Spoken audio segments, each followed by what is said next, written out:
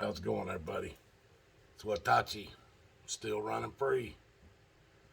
Uh, I'm only going to say that for a short time, people, until everybody knows what channel this is now, because my old channel was Watachi Running Free, and they took it down.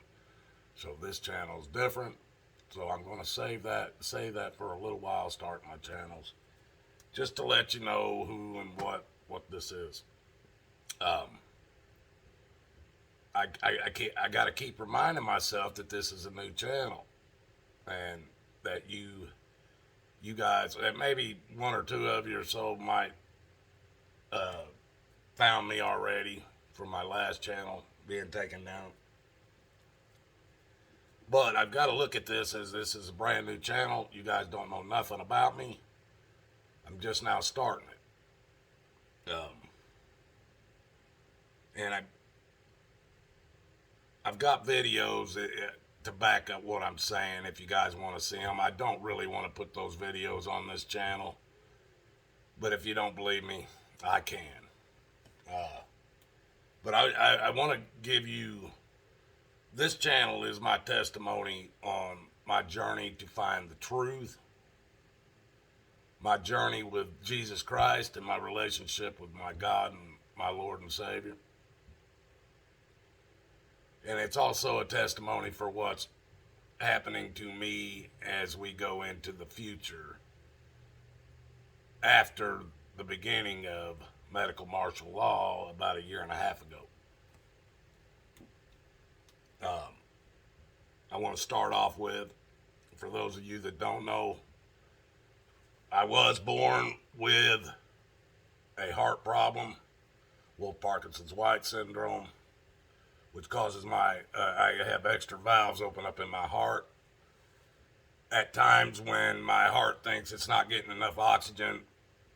And so these valves open up wanting more oxygen, so they increase my heart rate to 256 beats per minute, folks. Now, I fought this. I've been fighting it all my life. When I was 40, they said they could fix it. With the technology today and the knowledge that they have today, they could fix it. I trusted the medical field at that time. So I went along with the first surgery, which people, I don't know if you understand what this is. It's not open heart surgery by any means, but they run a 3-foot long tool from your groin all the way up through your chest into your heart. Then they drop a camera down right through here. That spot right there, it wasn't there before I started having these surgeries. But they drop a camera down through my neck here down into the inside of my heart.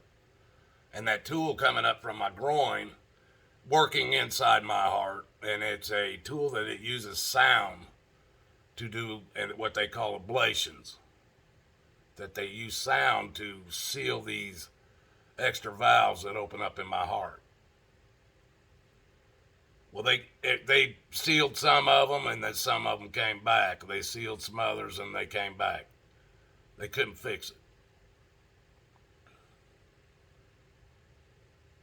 I went through this 3 times, folks, with 3 different doctors. One after the other is supposed to be the better doctor. I've seen my heart beat from the inside of my heart, because when they're running this 3-foot tool up from your groin up into your heart, you can't be out, folks. You're not under. They put you under a little bit to cover up some of the pain, but they have to have you awake so they can tell you which way to move your body in order to work this 3-foot thing up into your heart through your arteries. I've seen that my heart beating from the inside of my heart 3 times because I had to be awake during these surgeries. I could look right up at the monitor and see what they were doing to my heart while I was alive. And through that 3 times, they could not fix my heart. They put me on a medication 20 years ago, told me if I didn't take this medication, I would die. On top of that, folks, I was also born with a hereditary COPD. I can't remember the name of it. I just found out about this a couple of years ago from my pulmonary doctors that I have today. They put me in a pressurized tank. They did everything to find out how much lung capacity and everything I have. What's going on with my lungs. Blood tests, everything. They come back and said I had this hereditary COPD that I'm not only a carrier, or I not only have it, but I'm a carrier of it. So the chances of my kids having it were pretty good. It was passed on to me from my mother's side of the family. So I've had breathing problems all my life. I went into the military in the early 80s and couldn't get through basic training because of the running. So they, and my heart rate and shit, they were flipping out on me. So they gave me a medical discharge under honorable conditions and wouldn't let me stay. This is how long I've been dealing with heart and lung problems. And until the medical martial law a year and a half ago set in, it wasn't a big deal. I learned to live with it for almost 60 years.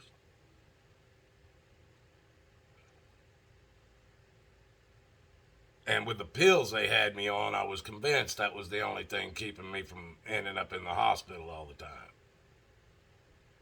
And keeping me alive, because I believed the doctors. If I didn't believe in them, I wouldn't have let them do the surgery on me like they did. People, I saw the inside of my heart beat. How many of you could say that?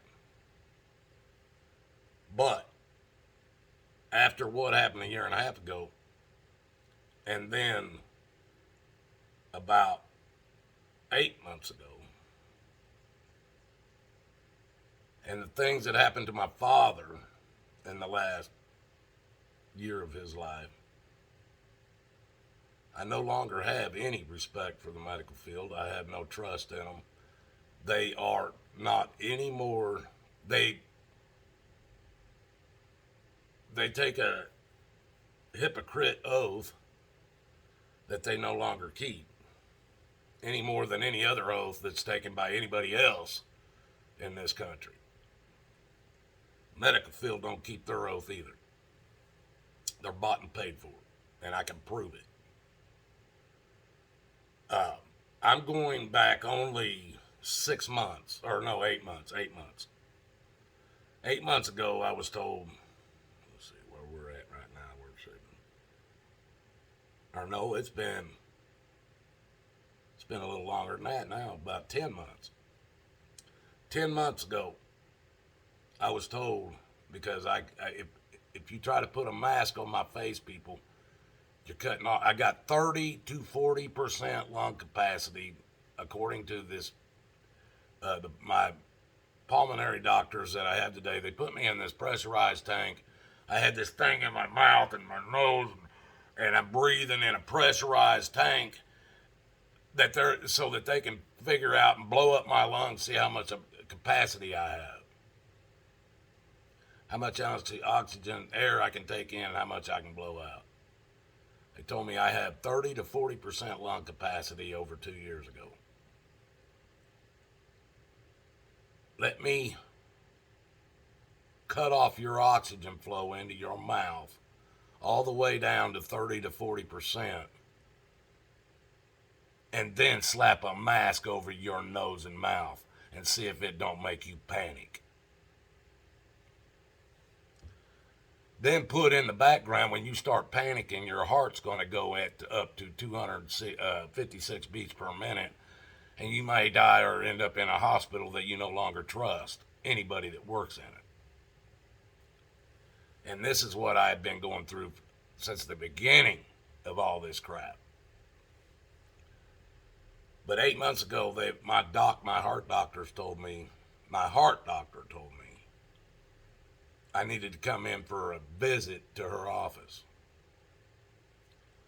And I would have to wear a mask. And I told her I cannot wear one.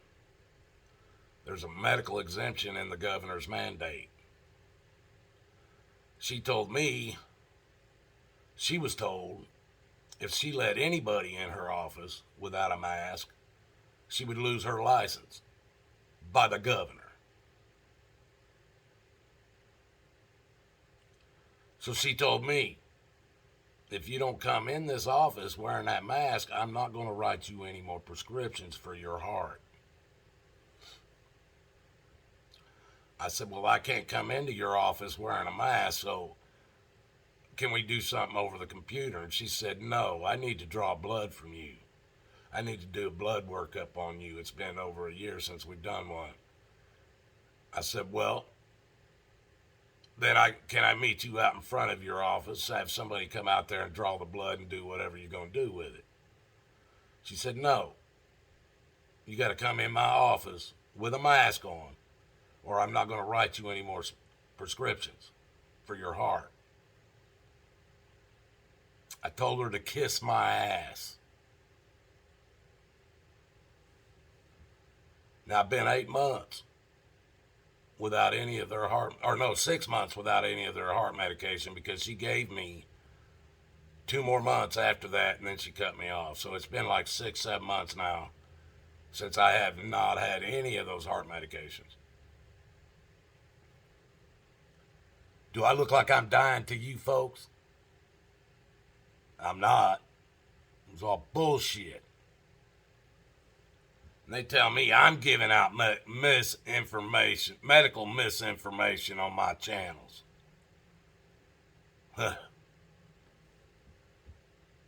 People, now, in the last 6 months, this is what's happened in my life and how much I've been attacked. On December 21st, 2020, I get a call. My dad died. He's 90 years old. Been having a lot of problems. Been through a lot of shit in his life. But he died.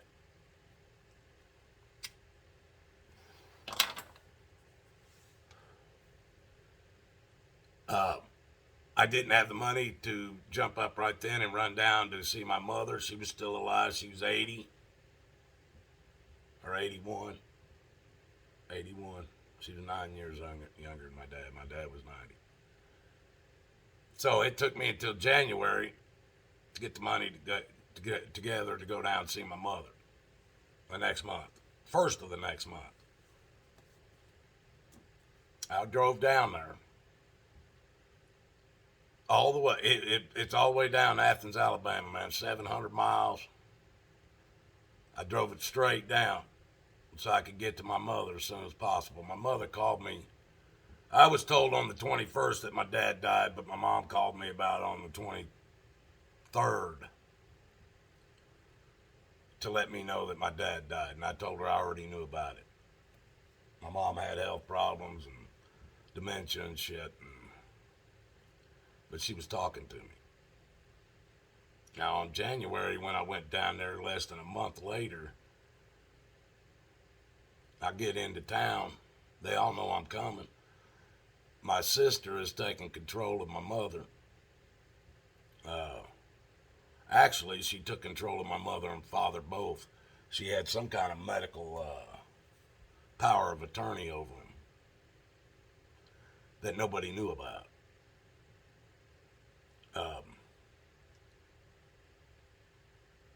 I get down there, we get into our motel, and I call my nephew. He's living at my mom and dad's house. He had been for years, sucking off of my mom and dad. Wouldn't work. Wouldn't do a damn thing. I call him and tell him, hey, I'm in town. I'm coming over there to see Mom. I'll be over there shortly. I text him. I go over to my mom and dad's property. Their car's gone. Nobody's answering the door. It's all dark inside. It's night. Raining. So I said, all right, well, my sister doesn't live very far from there. That has to be where my mother is. So I drive down there. pull up my sister's house. Me and my son walk up to the door, knock on the door. My sister's new husband, I think they've been married about 7-8 years now.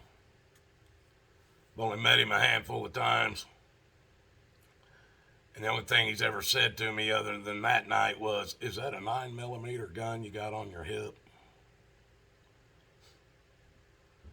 That's about the only thing he ever said to me, and the whole time I've known of him.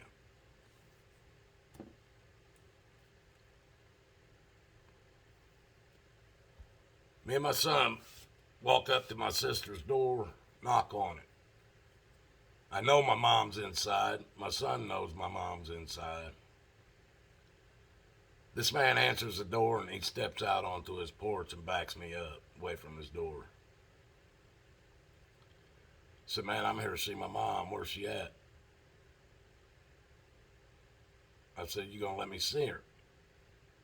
He just says one word, "No." Just stands there. I don't even know this man. He's holding my mom hostage with my sister inside their house. Won't let me see her.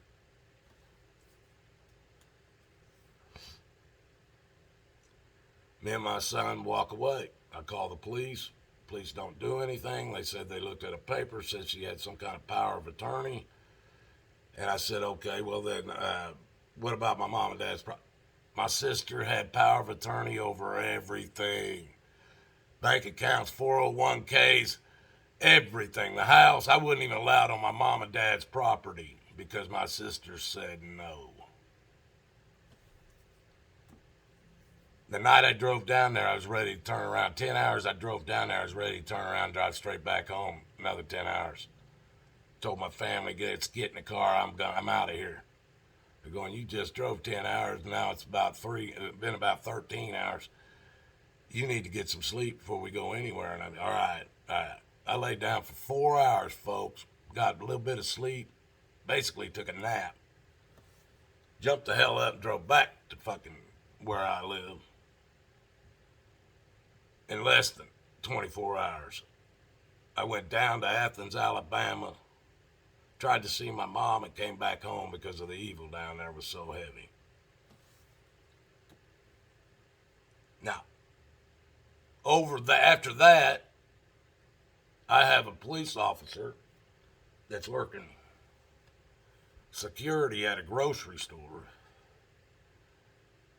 that I went to the managers back when all this, what happened. And I got the manager in a recording stating that, he said, okay, I showed him my medical records and everything. And I showed him I could not wear a mask. And he gave me permission to be in his store without a mask on. They hired a Boardman Township police officer to work security that's been watching my channels. He wanted to mask Watachi.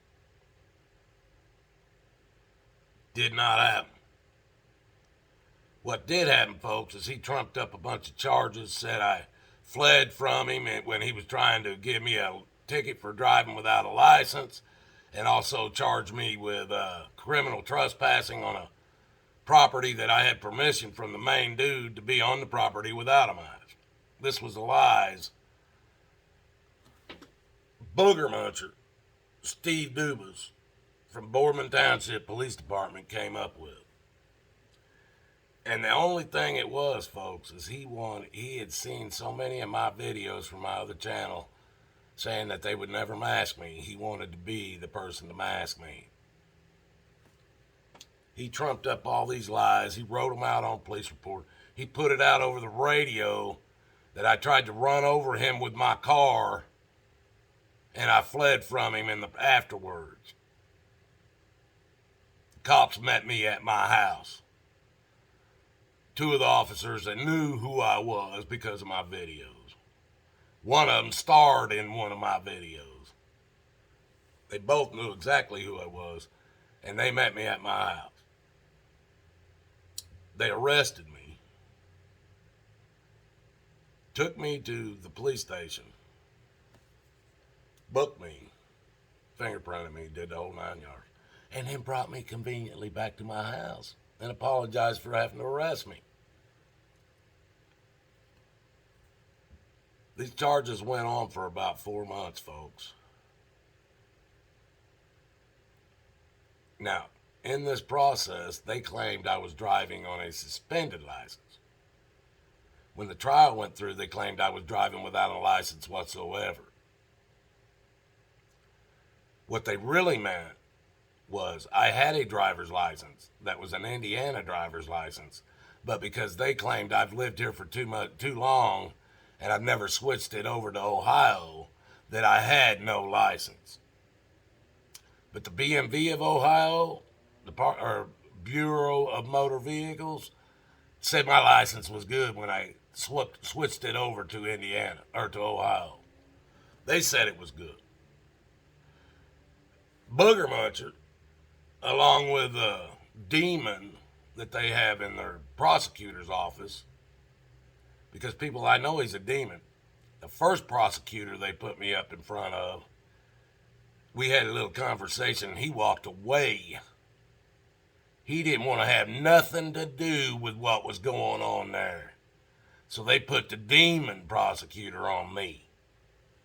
Now, I done beat old demon prosecutor in a court case already over a seatbelt when his state trooper of Ohio claimed he gave me a ticket for not wearing a seatbelt. But in my video, I asked him right before he walked away, did I have my seatbelt on when you pulled me over? And he said, yeah. I won in court with that video, folks, up against the demon prosecutor. And when I say demon prosecutor, folks, there is no doubt this man has demons in him. Probably many. One for each chin he has. Now, this man don't care nothing about himself, his own body, his own temple. He certainly don't give a shit about your life or how he could screw you up. And the truth, facts, justice has nothing to do with this court here in Boardman Township, Mahoney County courtroom, criminal courtroom number 2. Facts and shit don't have nothing to do with that courtroom. Now, in May, I'd been fighting, trying to get a hold of my mom since I was down there trying to see her in January. My sister and her 2 sons would not allow me to see my mother. Wouldn't allow me to talk to her on the phone, nothing. My mother died right around my birthday in May. Just a month and a half ago, less than a month and a half ago. So since December 21st of 2020, my father died. And May of 2021, my mother died. And my sister and her 2 nephews would not let me talk to my mother after my dad died. Never saw my mother alive again after my dad died.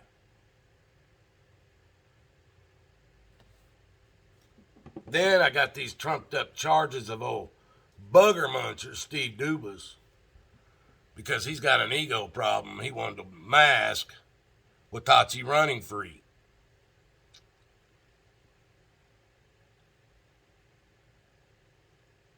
Didn't work. But let me tell you something, folks. Even the evil behind Steve Dubas led on into that courtroom.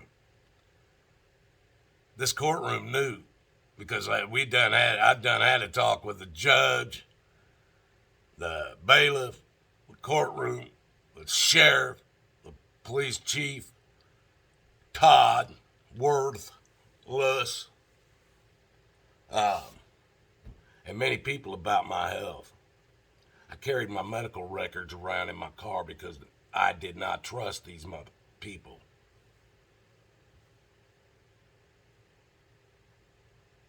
No one wanted to help me. Even though there was a medical exemption in the governor's mandate. They didn't like it. It's because that governor's, or that medical exemption and that governor's mandate was a fucking bullshit story they put in there to make you all believe there was some humanity about them. Well, out of his mind to whine, sent out the memos to all the doctors and stuff in the state that they better not give anybody permission not to wear a mask.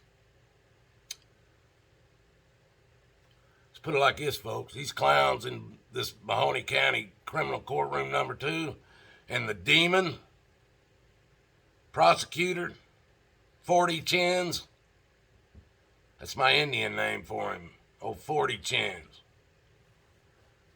This clown even tried to, even knowing that I have heart problems and a 30 to 40% lung capacity, this guy, first second in the courtroom, tried to get the judge to order me to put on a mask. He tried. Judge looked at me like, well, and I said, I got medical problems, Your Honor. I got my medical records in the car if you need to see them, but I cannot physically wear a mask, and I won't be. Well, he tried a couple more things trying to put a mask on me too. Him and I'm sure old bugger muncher Steve Dumas and this demon 40 Chin prosecutor, they're probably real good friends behind closed doors, if you know what I mean. But old Steve Dumas' wife don't know about old 40 Chin demon prosecutor.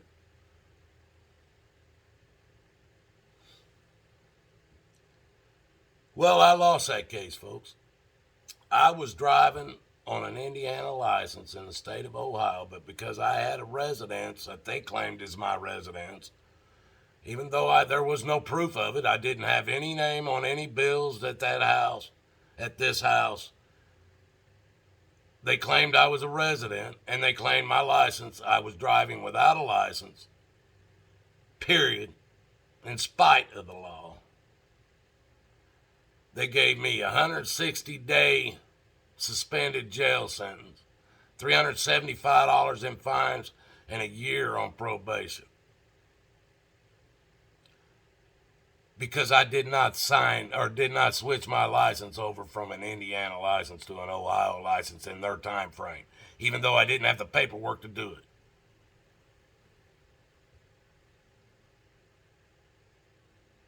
On top of that, this corrupted ass bugger muncher Steve Dumas decided he was going to cause all this shit, make false claims and lie, and claim I tried to run him over with my car as I fled from him, from writing me a ticket for driving without a license and giving me a criminal trespass warning from a grocery store that I had video of the main manager saying I could be in there without a mask on. This shit all went through 100%. I was found guilty of all that. I was also fined another $150 for fleeing an officer. I was also put on another 12 months worth of probation.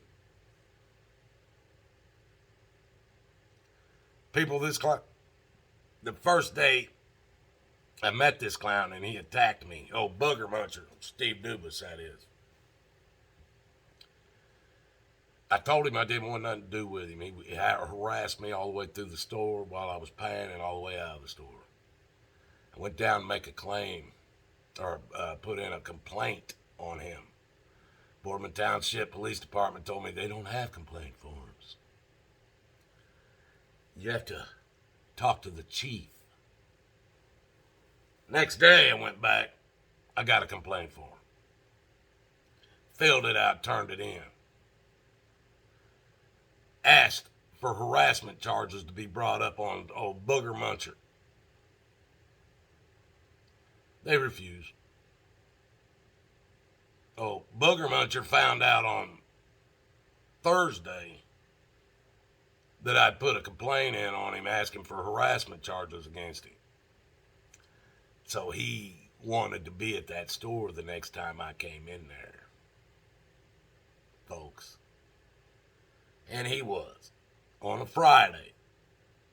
Now, Monday was the first day I met him. Tuesday, I had a complaint in on him asking for harassment charges to be filed against him. And Friday, he had me arrested on trumped up charges that stuck all the way through this corrupted Mahoney County Criminal Courtroom number 2. There was no facts in the courtroom that made any difference. Facts about anything. They done had their mind made up months before that while they were watching my videos on my YouTube channel, Watachi Running Free. They hated me. They still do. Well, now, 2 days after I lose in court, they shut down my YouTube channel. Isn't that amazing, folks? Isn't that simply amazing? And guess what they shut it down for? Because I re-uploaded the video of a guy named Andrew Bell, which is the district manager of the Giant Eagle, that gave me permission to be in that store without a mask on after seeing my medical records and what was wrong with me. And I had already had that video posted months before that. Right after I lost in my trial, they took down my channel. All of it. Permanently.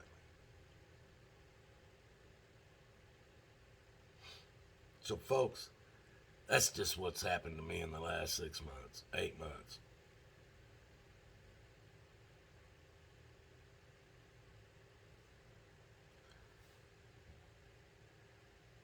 If you don't think I'm being attacked because of my relationship with Jesus,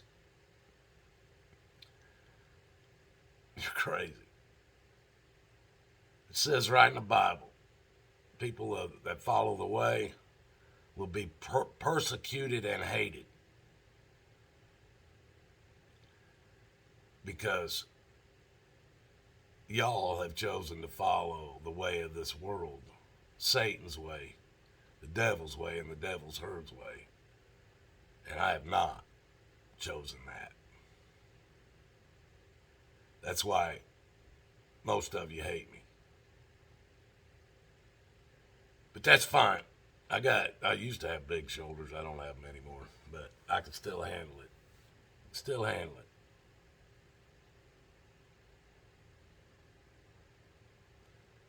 People, this is your world. And you do have a say. But if you sit back, give evil consent with the elections, give evil consent with the medical martial law, give evil consent on everything, you most certainly cannot be called a country that worships God unless your God is Satan. And I know a lot of you guys, that's your God. Hey, if that's what you want, hey, you got free will. Choose it up. You can't harm me. You can harm this physical body, of course. Yeah, you can take a gun, shoot me in the head, I'm dead. But you can't harm my soul. You can't change my beliefs. And you can't change the truth. So all you've done is killed this body. And the thing of it is, there's always going to be another body that, like this one, that comes out, that's born, and that figures out the truth too. So you just got to keep killing. How many has to die? Should we look at the Georgia Guidestones? Is that the number you're looking for? 500 million people on the earth. A lot of people got to die for that to happen. People, let me make something very clear to you. I see it. I watch a lot of channels that claim they are religious channels or Jesus channels or whatever, and they use this spinning ball, Earth flying through this endless vacuum of space in their opening or during their videos. Do you see people how these people are false prophets? The Bible tells you the earth does not move. If you are a Jesus, somebody who's spreading the word of God, spreading the Jesus is the only way through to heaven, and you're showing a ball earth spinning, flying through space. Have you read the Bible? Nowhere in that Bible does it say the earth spins or rotates around anything or anything rotates around it. Because it's not a ball. And this is what aggravates me. Oh, Watachi, it talks about the universe in the Bible. Well, you're right. It does talk about the universe in the Bible. It's just not the universe you've been brainwashed into believing.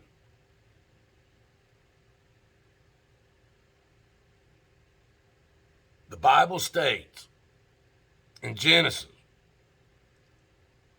the Spirit of God was flying over the deep. In the dark, flying over the deep. The deep was the seas, folks. It was the water. His Spirit's flying, God's Spirit's flying over the water. When he starts making things happen, speaking things into existence.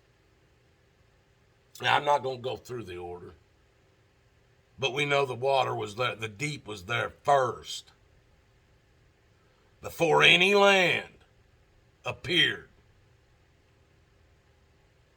Land does not appear because of tectonic plates and all this bullshit they've told you, folks. Land appeared because God spoke it into existence. And when the dirt appeared out of the water, that's when earth was born. In the Bible, folks, when it speaks of earth, it don't speak of the sky, the water, and the dirt being earth. It don't. I don't care what you believe. But when the Bible speaks of earth, it speaks of the dirt only. The seas was there, the water was there before the dirt. The seas are different than the dirt. The dirt is earth, the sea is water. That's why there are two types of laws on the earth. There's law of the sea and law of the land. Don't believe me? Look it up. Now, not only was there the sea and the land, but when God brought a heaven about, put the firmament up, and separated the waters from below from the waters from above, and he created the heavens, people, that was the third part. The water at first, the sea, the land that he made appear after the sea was already there, and then the heavens. That's the three parts of the universe. When the Bible speaks of the universe, it's talking about the heavens, the land, and the sea.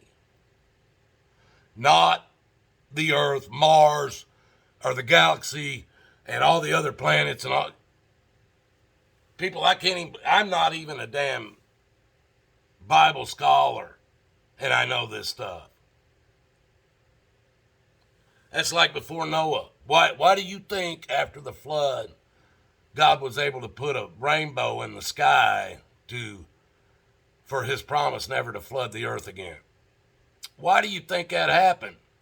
Because you could take a hose and put it on just a mist spray, and you can cause a rainbow to happen all over right now, right there in front of you out in the sun.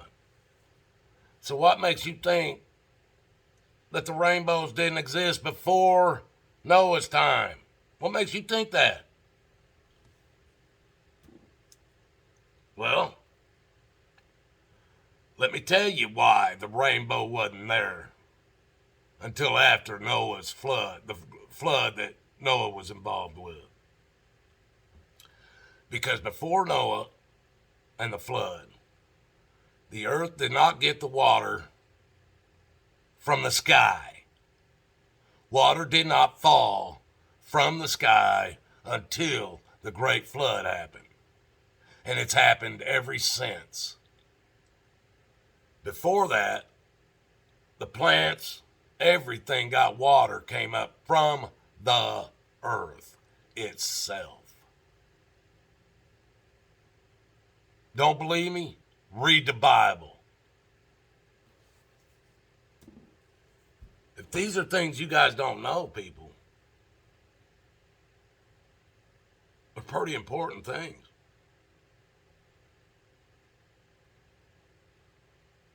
So, we're at 41 minutes, guys. I'm getting off here. This is my testimony, folks.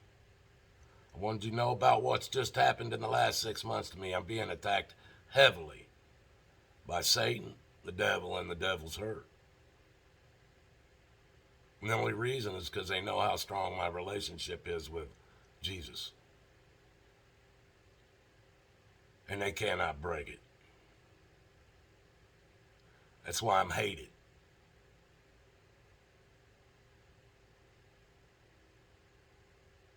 That's sad. That's sad, folks. But that's my life. I can deal with it.